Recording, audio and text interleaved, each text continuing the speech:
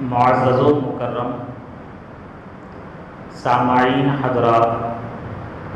السلام علیکم ورحمۃ اللہ تعالی وبرکاتہ۔ الحمد للہ رب العالمین والعاقبۃ للمتقین والصلاة والسلام على أشرف الأنبياء وخاتم النبيين وعلى آله الطيبين الطاهرين وأصحابه الكرام أجمعين، أما بعد، فأعوذ بالله من الشيطان الرجيم، بسم الله الرحمن الرحيم، ولا تقولوا لمن يقتل في سبيل الله أموات بل أحياء ولكن لا تشعرون، ولنبلونكم بشيء من الخوف والجوع ونقص من الثمرات وبشر الصابرين، آمنت بالله صدق الله العظيم۔ آئیے ہم اور آپ سب سے پہلے عقیدت و احترام کے ساتھ ہم تمام مسلمانوں کے مرکز عقیدت محور محبت حضور رحمت عالم نور مجسم صلی اللہ تعالی علیہ وسلم کی بارگاہ مقدسہ میں ہدیہ درود پیش کریں، پڑھیں بآواز بلند، اللہم صلی علی سیدنا و مولانا محمد معدن الجود والکرم وآلہ واصحابہ وبارک وسلم۔ اللہ تبارک و تعالیٰ کا فضل و احسان ہے کہ اس نے ہم تمام کو اپنی اپنی استطاعت کے مطابق 10 محرم الحرام کے دن بارگاہ امام عالی مقام حضرت سیدنا امام حسین رضی اللہ تعالی عنہ اور دیگر شہدائے کربلا کی بارگاہ میں خراج عقیدت و محبت پیش کرنے کی توفیق عطا فرمائے۔ یقیناً ہم نے اور آپ نے امام حسین رضی اللہ تعالی عنہ کا واقعہ کربلا سنا ہوگا، تو آئیے چند ایک باتیں کہ اللہ تبارک و تعالی شہید کے بارے میں قرآن عظیم میں کیا فرماتا ہے اور احادیث طیبہ ان کی عظمت و شان کیسے بیان کرتی ہے، اسے سماعت کریں۔ اور اس کے بعد یزید اور یزیدی فوج جو رہی جنہوں نے امام حسین رضی اللہ تعالی عنہ اور دیگر شہدائے کربلا پر جو ظلم و ستم کے پہاڑ توڑے، اس کا انجام کیا رہا اور اللہ تبارک و تعالی نے کس طریقے سے انہیں عذاب میں گرفتار فرمایا، اور ساتھ ہی ساتھ واقعہ کربلا کے بعد ہوا کیا، اسے مختصر انداز میں آج آپ سماعت کریں گے۔ امام حسین رضی اللہ تعالی عنہ نے مرتبہ شہادت کو پایا اور آپ کے ساتھ آپ کے تمام رفقا جن میں اہل بیت کے بھی عظیم شہزادے رہے ہیں، انہوں نے بھی جام شہادت کو نوش فرمایا ہے۔ شہید کی زندگی کے بارے میں اللہ تبارک و تعالیٰ کا ارشاد ہے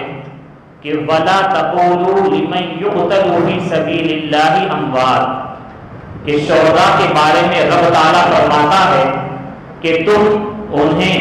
جو اللہ تعالیٰ کی راہ میں مارے جائے انہیں مردہ نہ کہو۔ یہ اللہ تعالیٰ کا ارشاد بات ہے کہ جو راہ خدا میں مارے جائیں، قتل کیے جائیں، تم انہیں مردہ نہ کہو، بلکہ رب فرماتا ہے بل احیاء، بلکہ وہ زندہ ہیں، ولکن لا تشعرون، اور تمہیں اس کا احساس نہیں، ان کی زندگی کا تمہیں احساس نہیں۔ تو یہاں پر اللہ تبارک و تعالیٰ نے شہداء کے بارے میں یہ فرمایا کہ تم انہیں مردہ نہ کہو، لیکن اس سے بڑی بات اللہ تبارک و تعالیٰ نے دوسرے مقام پر یوں بیان فرمائی، لا تحسبن الذین قتلوا فی سبیل اللہ امواتا، کہ جو اللہ تعالیٰ کی راہ میں مارے جائیں تم انہیں مردہ گمان نہ کرو، بلکہ تم ہرگز انہیں مردہ گمان نہ کرو۔ ایک ہے انہیں مردہ نہ کہنا، اور دوسری بات رب تعالیٰ نے فرمائی کہ تم ان کے بارے میں مردہ ہونے کا خیال اور گمان بھی نہ کرو۔ تو معلوم یہ ہوا کہ ایک تو کہنا جو ہوتا ہے زبان سے انسان کہتا ہے، اور کہتا اس وقت ہے جب اس کے ذہن میں پہلے خیال آئے، گمان آئے، بات آئے، اور اس کے بعد پھر اسی خیال اور گمان کو اپنی زبان پر لا کر کہے وہ۔ تو اس پر بھی اللہ تعالیٰ نے پابندی لگا دی، اور ساتھ ہی ساتھ رب تعالیٰ نے یہ بھی فرما دیا کہ کہنا تو یہ بہت بڑی بات ہے، بلکہ جو راہ خدا میں مارے جائیں، شہید ہو جائیں، تم ان کے بارے میں مردہ ہونے کا گمان بھی نہ کرو۔ اور اس مقام پر اللہ تعالیٰ نے یوں فرمایا بل احیاء عند ربهم یرزقون، بلکہ یہ شہداء زندہ ہیں اور رب تعالیٰ کی بارگاہ میں رزق دیے جاتے ہیں۔ سبحان اللہ، کتنی پیاری بات ہے۔ تو ہم اہل سنت و جماعت کا عقیدہ یہی ہے، شہداء کی حیات اور زندگی کے بارے میں یقیناً اللہ تبارک و تعالیٰ نے جو مرتبہ شہادت کا اعزاز اور مقام و مرتبہ انہیں عطا فرمایا، اور انہوں نے اللہ تعالیٰ کی رضا کے لیے اپنی زندگی جو اللہ تعالیٰ نے انہیں عطا فرمائی تھی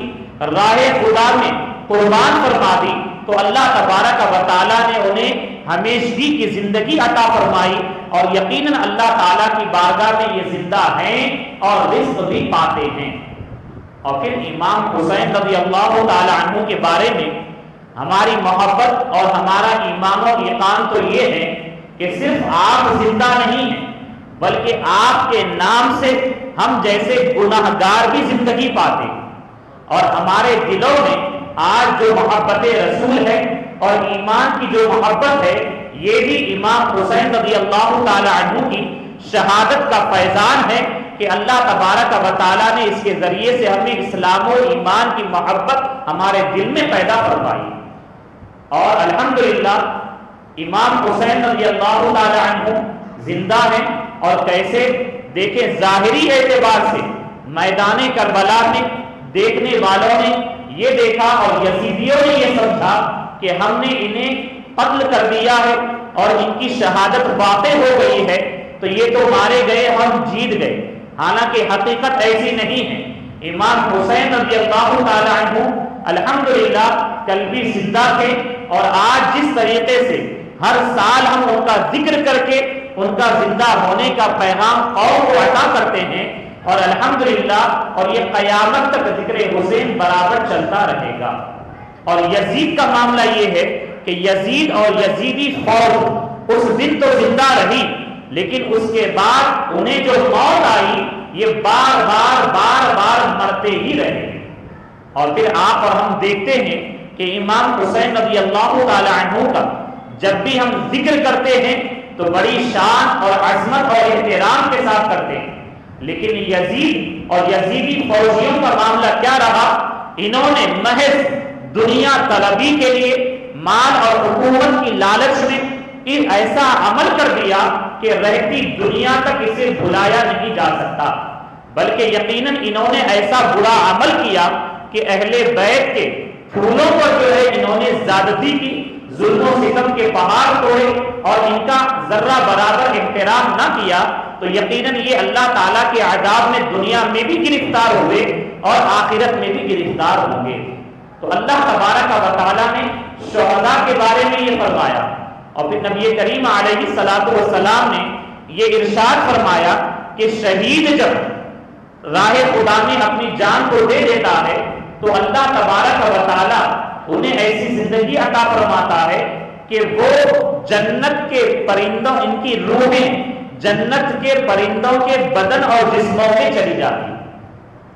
اور اس کے بعد یہ عرش الہی کے نیچے جو پندیلیں ہوتی ہیں ان میں لٹکتے رہتے ہیں اور ان میں رہتے ہیں، اور اسی طریقے سے جنت کی یہ سیر کرتے رہتے ہیں، اور اللہ تبارک و تعالیٰ انہیں جنت کے میوے اور پھل عطا فرماتا ہے۔ اور شہید کا معاملہ کتنا اعلیٰ ہے کہ شہید کی زندگی کے بارے میں اور شہید کو جو مقام و مرتبہ ملا، اس کے بارے میں حدیث رسول میں یہ آیا ہے کہ اللہ تبارک و تعالی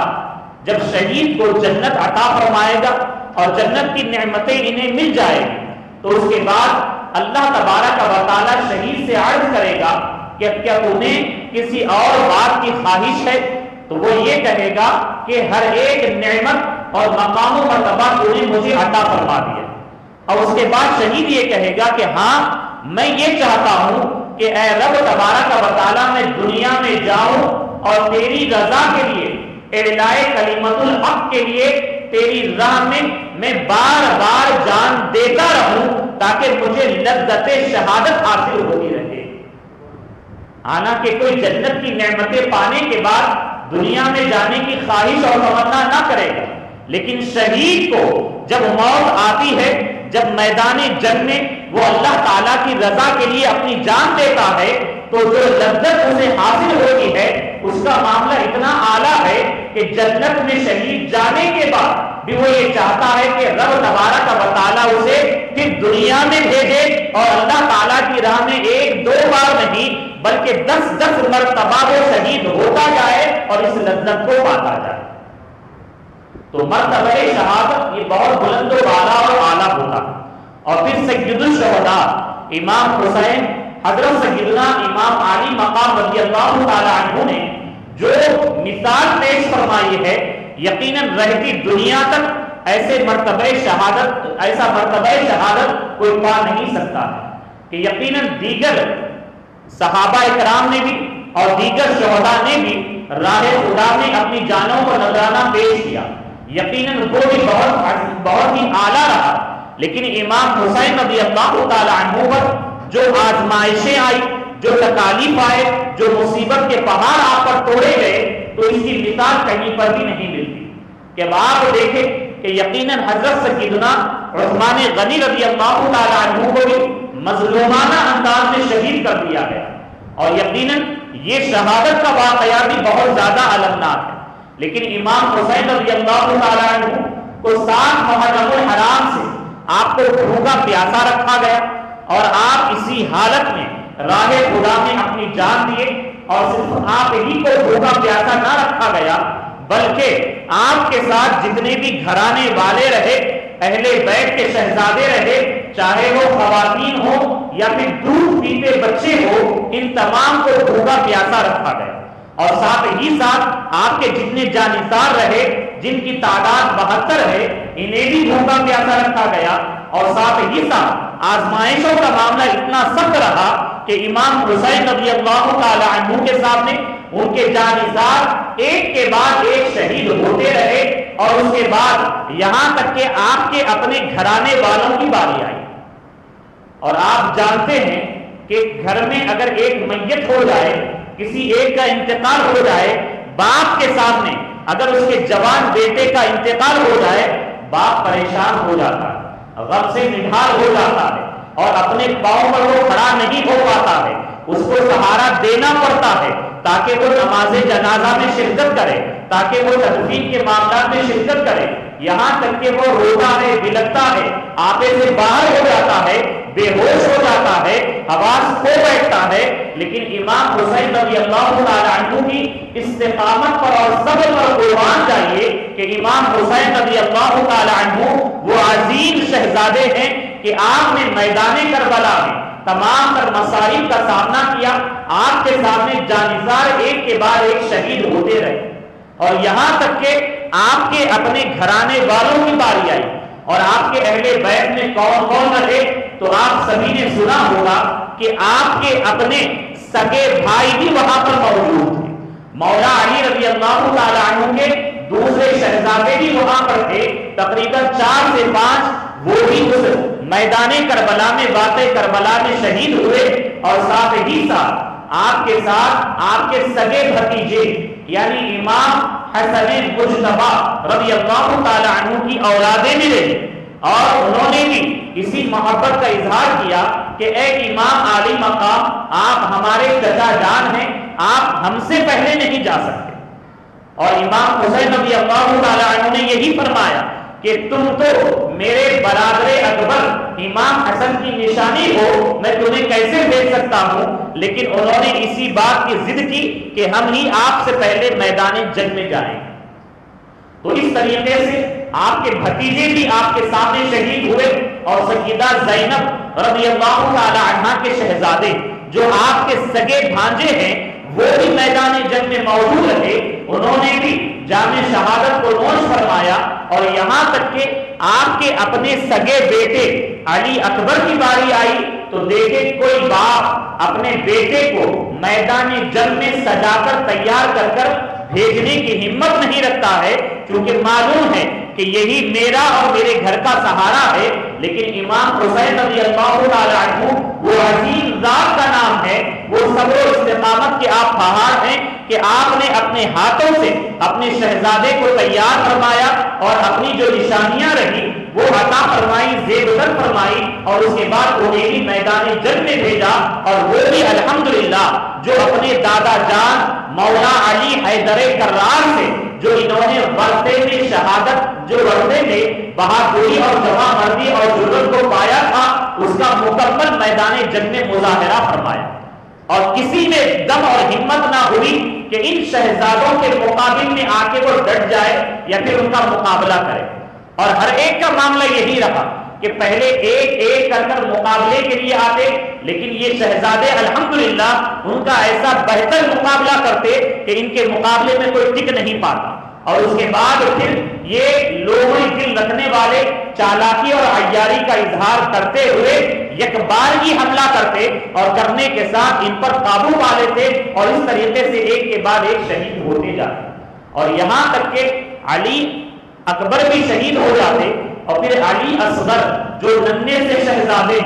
6 ماہ کے شہزادے دودھ پیتے بچے ہیں، اللہ اللہ، یزید اور یزیدی فوجیوں کا معاملہ کتنا برا ہے۔ یزیدی فوج کا سپہ سالار وہاں پر جو رہا یہ ابن سعد ہے، اور اس نے مقابلہ کیا اور اپنے تمام تر فوجیوں کو مکمل اجازت عطا فرما دی، بس ان کو مارنا ہی ہے، قتل کرنا۔ اور ان پر دنیا کی حرص، لالچ، مال و دولت کی ہوس اس قدر عفریت بن کر طاری ہو گئی تھی، انہیں ذرہ برابر سمجھ میں نہ آیا کہ ہم کس کے ساتھ مقابلہ کر رہے ہیں اور کس کے ساتھ ہم جو ہے مقابلہ آرائی کر رہے ہیں، اور اس کا انجام کیا ہوگا انہیں سمجھ میں نہ آیا۔ یہاں تک کہ علی اصغر جو ننھے سے شہزادے ہیں کہ یہ رو رہے ہیں، بلک رہے ہیں اپنے خیمے میں، اپنی ماں کی چھاتی کو منہ لگائے ہیں اور دودھ نہیں آتا ہے، ماں پریشان ہے۔ یہاں تک کہ سیدہ زینب رضی اللہ تعالی عنہا بھی بے چین و بے قرار ہو جاتی،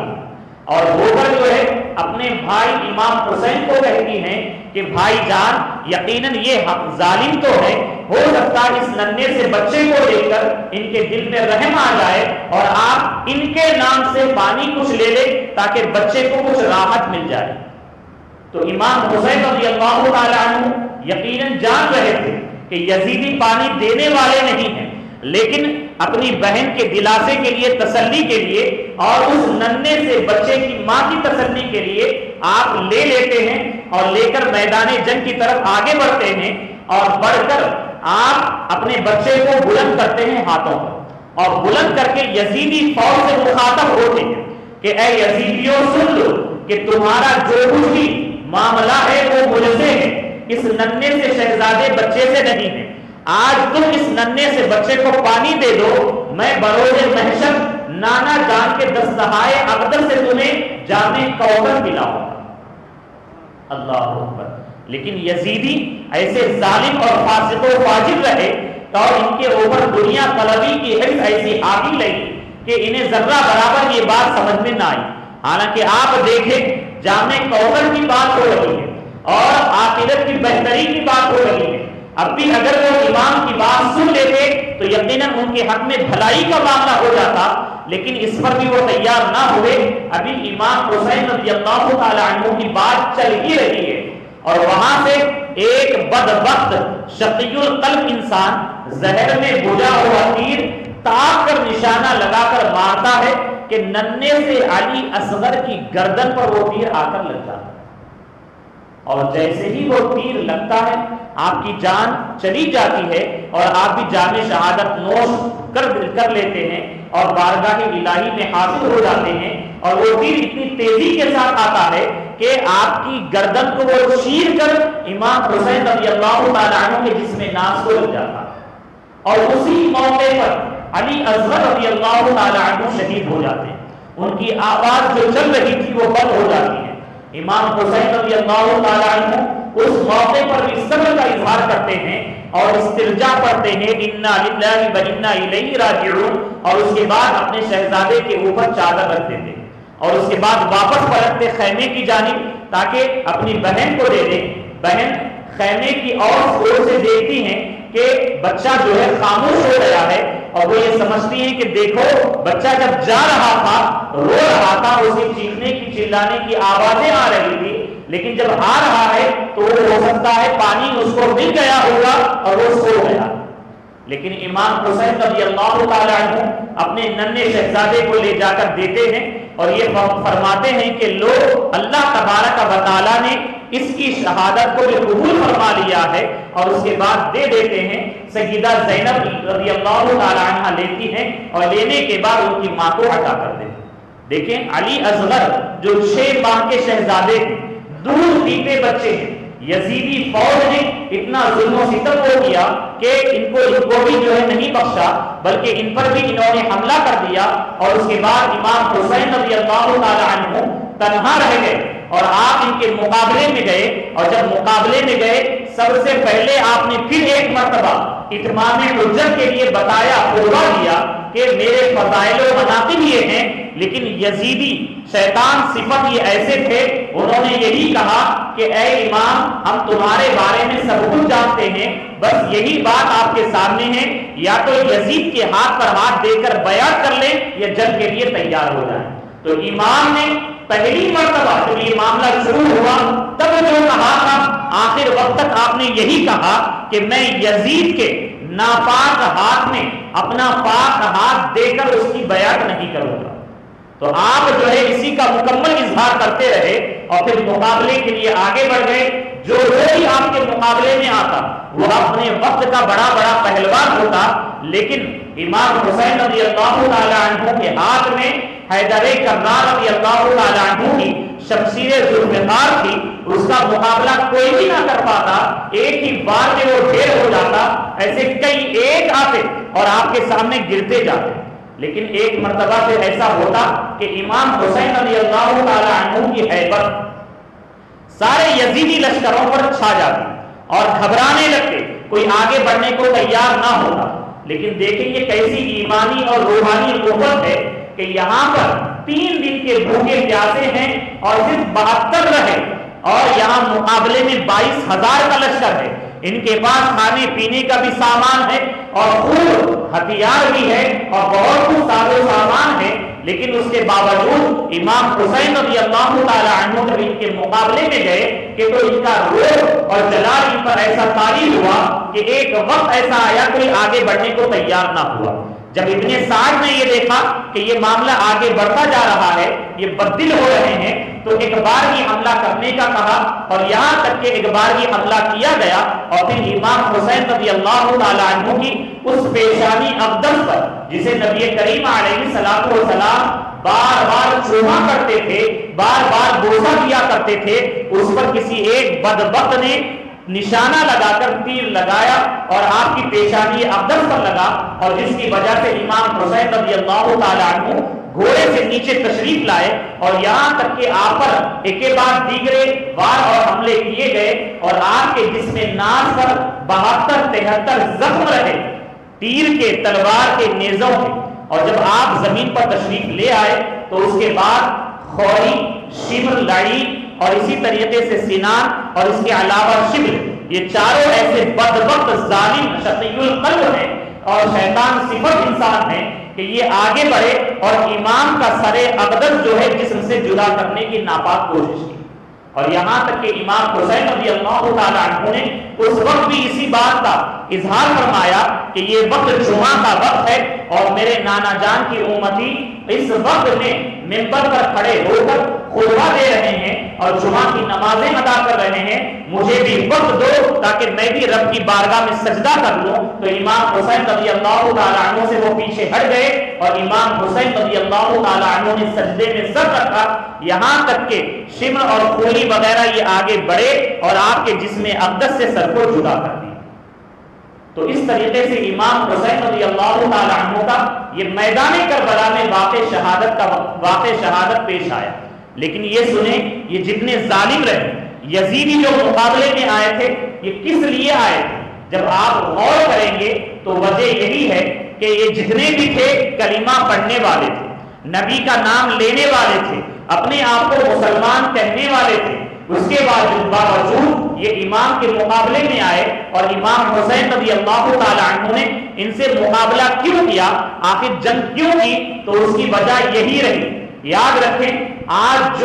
کے دور کے جو ناصبی ہیں، پہلے دور کے جو ناصبی تھے، ان کا معاملہ یہ تھا کہ وہ اہل بیت مولا علی، خاتون جنت حسنین کریمین رضی اللہ تعالی عنہما کی توہینیں کرتے تھے۔ لیکن آج کے دور کے جو ناصبی ہیں، جو خارجی ہیں، ان کا معاملہ یہ ہے، یہ ایڑی چوٹی کا زور لگا کر یزید کو حق پر ثابت کرنے کی ناپاک کوشش کرتے ہیں۔ یزید کو خلیفہ برحق کہتے ہیں معاذ اللہ، یزید کے ساتھ رحمت اللہ تعالی علیہ لکھتے ہیں اور یزید کے بارے میں یہ کہتے ہیں کہ یہ اقتدار کی سیاست کی جنگ رہی معاذ اللہ، اور امام جو ہے اقتدار طلبی کے لیے گئے تھے، یہ سب کا سب جھوٹ ہے، دغا ہے، فریب ہے۔ اور سچائی کیا ہے؟ تو سچائی یہ ہے کہ یزید ظالم تھا، یزید فاسق و فاجر تھا، اور اس نے اپنے جب خلیفہ ہونے کا اعلان کیا تو ظاہر سی بات ہے وہ شرابی تھا، اور اس کے بارے میں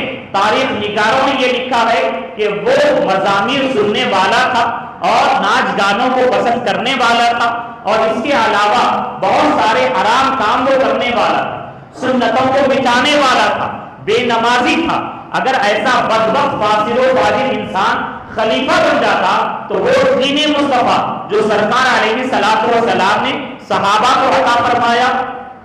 اور خلفائے راشدین سے امیر معاویہ رضی اللہ تعالی عنہ تک وہی چلتا رہا، تو یہ کیسے باقی رہتا؟ اسی وجہ سے امام حسین رضی اللہ تعالی عنہ نے اس کے مقابلے میں آپ حاضر ہوئے اور اپنی جان کا نذرانہ دے کر دین مصطفیٰ کو آپ نے باقی رکھا۔ اور اگر آپ اس وقت یزید ظالم کے ہاتھ پر بیعت کر لیتے تو معاملہ کیا ہوتا؟ یقیناً آپ کی جان بچ جاتی، آپ کے اہل بیت محفوظ ہو جاتے، آپ کے قدموں میں یہ لا کر مال و دولت رکھ دیتا اور کئی علاقوں کی حکومتیں رکھ دیتا۔ لیکن دین مصطفیٰ آج جو باقی ہے، شریعت مصطفیٰ جو آج باقی ہے، وہ باقی نہ رہتی۔ اور امام حسین رضی اللہ تعالی عنہ نے اپنے نانا جان سے، اپنے بابا جان سے جو درس اور تربیت حاصل فرمائی، اسی کا مکمل مظاہرہ میدان کربلا میں آپ نے پیش فرمایا اور اپنی جان دے کر دین مصطفیٰ کو آپ نے باقی رکھا ہے۔ اور آج ہم اور آپ صحیح دین اور اسلام جو جانتے ہیں، اس کی وجہ یہی ہے کہ امام حسین رضی اللہ تعالی عنہ نے اسے باقی رکھا، جس کی وجہ سے آج دین مصطفیٰ اور شریعت مطہرہ باقی ہے۔ اور یزید اور جتنے بھی یزیدی مقابلے میں رہے، یہ سب کے سب دنیا طلبی میں آئے تھے، لالچ میں آئے تھے، اور یزید نے بھی اقتدار کے لیے ہوس میں اس قدر وہ اندھا ہو گیا تھا کہ اہل بیت کا ذرہ برابر احترام نہ کیا۔ اور ساتھ میں یہ آج کل کے جو ناصبی ہے وہ یہ بھی کوشش کرتے کہ نہیں، یزید اس میں شریک نہ تھا۔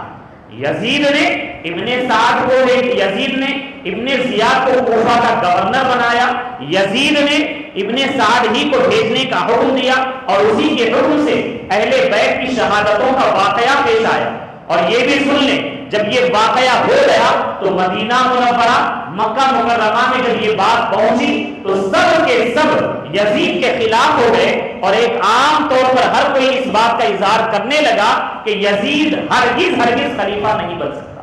اب آپ یہ بھی دیکھیے کہ یزید واقع کربلا پر نہ رکا، بلکہ یزید اس قدر بدبخت انسان ہے، ظالم اور فاسق و فاجر ہے کہ اس کے بعد اس نے مدینہ منورہ پر حملے کے لیے جو ہے نا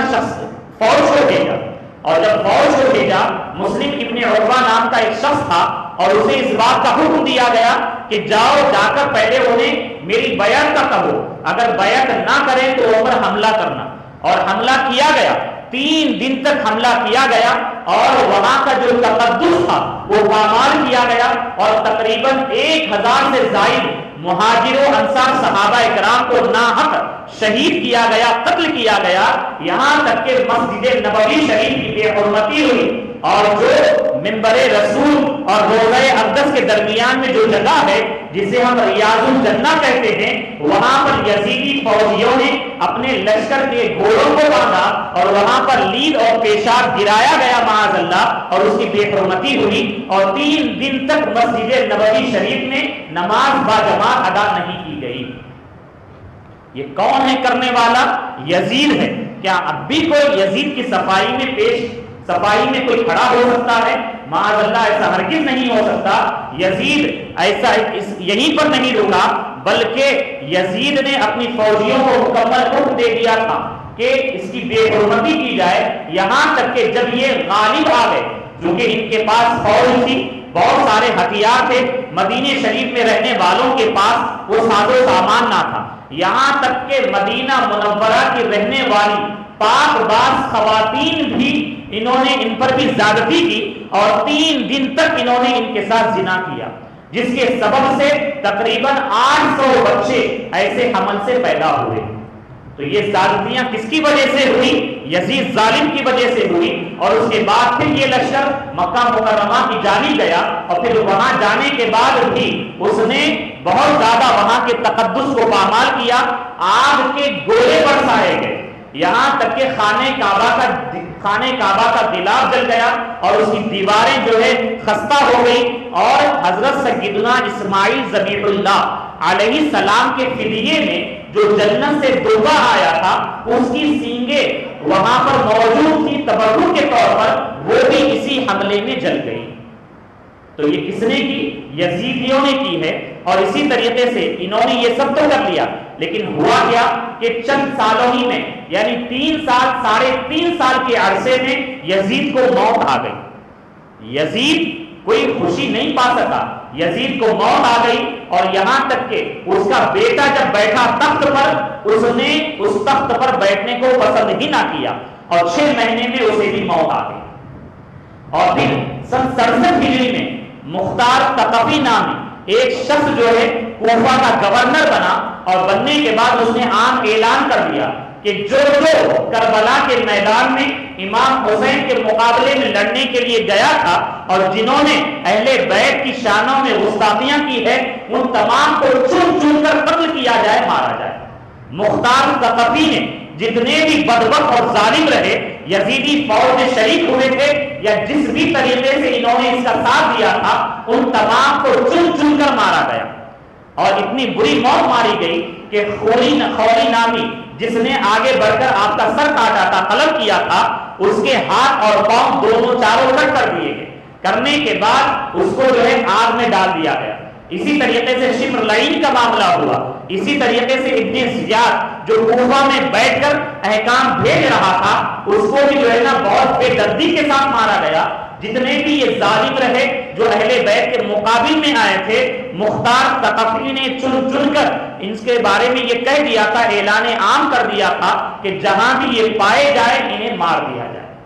دیکھیں، دنیا کے خاطر، دنیا کی لالچ میں اہل بیت کے مقابل میں آئے، لیکن ہوا کیا؟ انجام بد ہوا، برا انجام ہوا. نہ دنیا ہاتھ آئی، نہ ہی ان کی آخرت کچھ بہتر بنی. تو ہمیں اور آپ کو چاہیے کہ ہم بھی کبھی بھی دنیا طلبی کے خاطر ایمان کا سودا نہ کریں، اپنے مذہب کا سودا نہ کریں. ہمارے لیے سب سے زیادہ عزیز جو ہے یہ مذہب اسلام ہے. ہمیں اور آپ کو چاہیے کہ ہم اسلام کی محبت میں جو میدان کربلا میں امام حسین رضی اللہ تعالی عنہ نے پیغام دیا، اسی کی محبت میں، اسی کے مطابق ہم زندگی بسر کریں، تبھی جا کے ہم صحیح طور پر حسینی کہلائیں گے. لیکن امام حسین کا نام لیتے رہیں، شریعت کے خلاف آپ عمل رکھیں، اسلام کی تعلیمات کے خلاف زندگی گزاریں، تو آپ سچے حسینی نہیں ہوں گے. تو ہمیں اور آپ کو چاہیے کہ امام حسین رضی اللہ تعالی عنہ کی سیرت طیبہ کو اور واقعہ کربلا سے جو درس ہم کو ملتا ہے